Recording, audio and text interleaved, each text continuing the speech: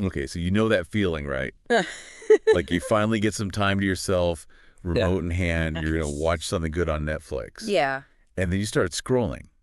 Mm. And it's like opening a fridge that's like totally packed with food, but like nothing sounds good, you know?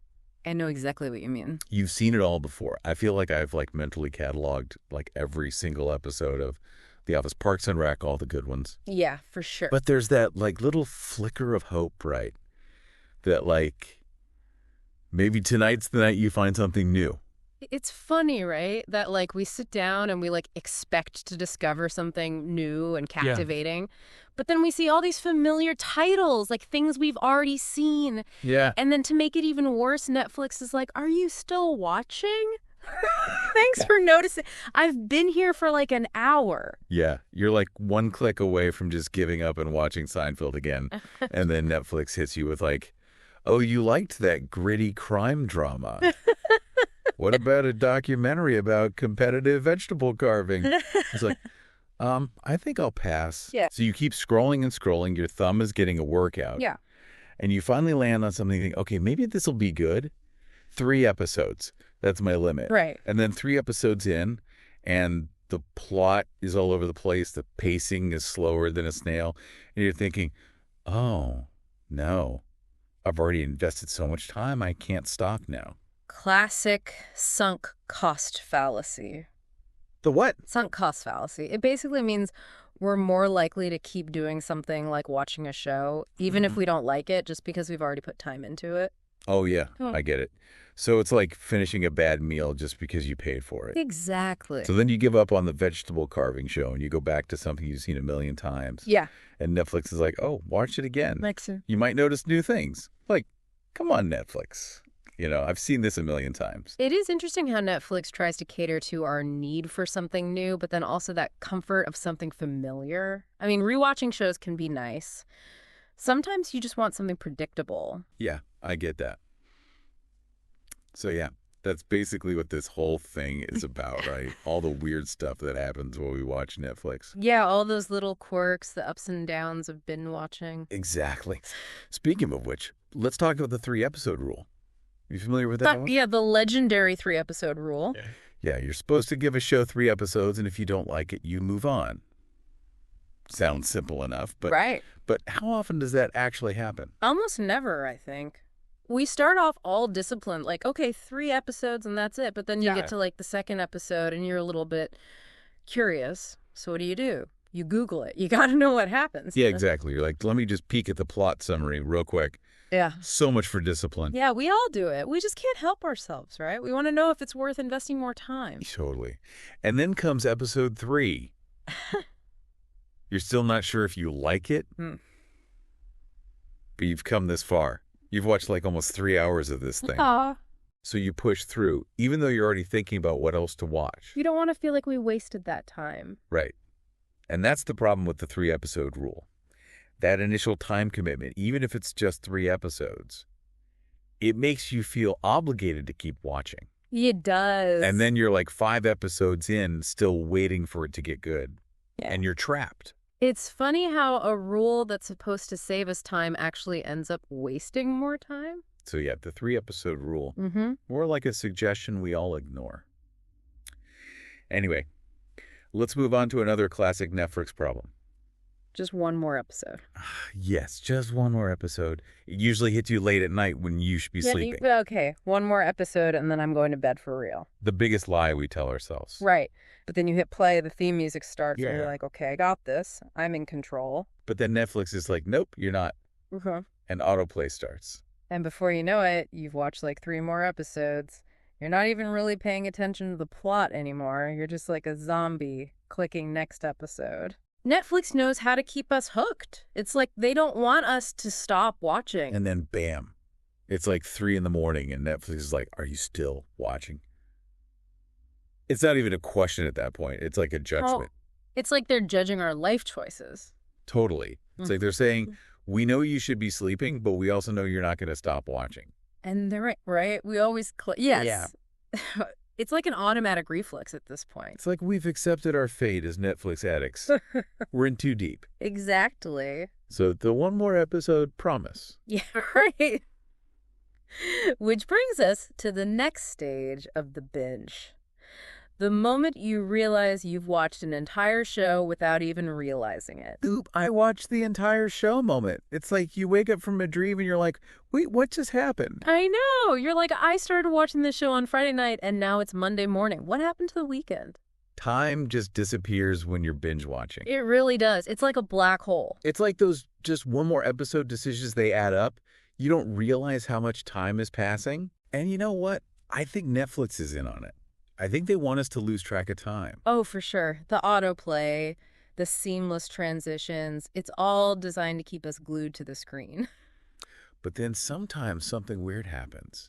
You start to actually care about the characters. You're invested in their lives. Yeah, you get emotionally attached even though they're not real. I know. It's crazy. You finish the show and you're like sad that it's over, and then you go online to read fan theories and stuff. It's like you need more. Well, it makes sense. We spend so much time with these characters. We get to know them. They become part of our lives in a way. Yeah, I guess so. And then it's over. And you're left with this feeling of emptiness. Like, what am I supposed to do now? And then the cycle starts all over again. You're looking Right. for your next show to binge. Yeah, exactly. So, you know what else is fun? Watching a show with someone who has already seen it. Oh boy, that's a recipe for disaster. Right. You're like getting into the show, trying to figure out the mystery. Yeah. And then, boom, they just casually drop a huge spoiler. Like it's no big deal. Yeah, they're like, oh, yeah, remember when that guy dies? And you're like, hey, why did you tell me that? I think people who have already seen a show forget how important it is to keep the surprises a secret. Yeah, they don't realize they're ruining the whole experience. I think they sometimes think they're being helpful, like they're giving you context. But it's not helpful. It's the worst. And then they get all smug about it. They're like, oh, just wait till you see what happens next. Like, stop reminding me that you know what happens. It's like they can't help themselves. They just have to spoil it. I know. And then you're just watching the show waiting for the spoiler to happen. Yes. It's like the magic is gone. You're not surprised anymore. You're just waiting for it to happen. Exactly. Speaking of things that ruin the experience, let's talk about the "Are you still watching?" prompt. Oh my God, yes. The worst. Right. Like you're in the middle of an intense scene and then the screen goes dark and Netflix is like, excuse me, are you still there? I know. It's like they're our parents checking up on us. Yeah. Like, have you been watching TV for 5 hours straight? Maybe you should take a break. And it's always at the worst possible moment. I know. Like right when something big is about to happen. And the worst part is, they're usually right. I probably should take a break. But we never do. We always click yes. Yeah, it's like we're admitting defeat. We're saying, yes, Netflix, you win. I'm a slave to your content. We're all addicts. Okay, let's talk about something a little more fun. The weird world of Netflix documentaries. You mean how people who say they hate documentaries end up watching hours of them on Netflix? Yeah, exactly. Like you wouldn't think a documentary about the history of paper clips would be interesting, but then you start watching and you can't stop. It's the narrator's voice, I think. It's so soothing. And the music, it all just sucks you in. Yeah, it's like you're learning something, even though you're really just watching TV. And then you start to feel like an expert on like the mating habits of snails. Right. You're like, I could give a TED talk on this. And then you realize you've spent 3 hours learning about snails and you're like, what am I doing with my life? And then Netflix recommends you another documentary about like the history of garbage or something. And you're like, okay, fine, I'll watch it. It's a vicious cycle. Yeah. It's like they know what we're interested in even when we don't. Yeah, I think they have us all figured out. Okay, let's be honest here. What's the best part about binge watching? The snacks. The snacks, Yeah. obviously. We're talking about the good stuff here, like chips. Chips are a must. They're like Blech. the official food of Netflix. The salty, the crunchy, the perfect mindless snack. You just can't stop eating them. It's like they're designed to be addictive. They are. And then there's pizza. Pizza. the king of binge-watching snacks. It's perfect. You can eat it with one hand. It's delicious. It's the best. You order a pizza, you settle in to watch your show, and before you know it, the whole thing is gone. Gone. And then there's the mystery snack. Oh, yeah. The leftovers that have been in the fridge for who knows how long. You're not even sure what it is, but you're hungry and it's there. It's all part of the experience. Yeah, exactly. And then there's popcorn, which is actually a terrible snack for binge watching. Yeah, it's too messy. It gets everywhere. And you need 2 hands to eat it, which means you can't hold the remote. That's a deal breaker. So yeah, chips, pizza, mystery snacks. That's the winning combination. The holy trinity of binge watching. But then comes the guilt. Oh, yeah, the post-binge guilt. It's like a hangover. You finish a whole season of a show and you're like, wait, what did I just do with my life? You feel unproductive, like you wasted a whole day. And you try to justify it. You're like, well, at least I'm not out there doing drugs. Yeah, at least it's not heroin. But deep down, you should have been doing something more productive. We all know. But then the pandemic happened. Yeah. And suddenly everyone's binge watching. It became the norm. It was like the perfect excuse. It's a pandemic. I have to stay home and watch TV. It was basically a public service. Right.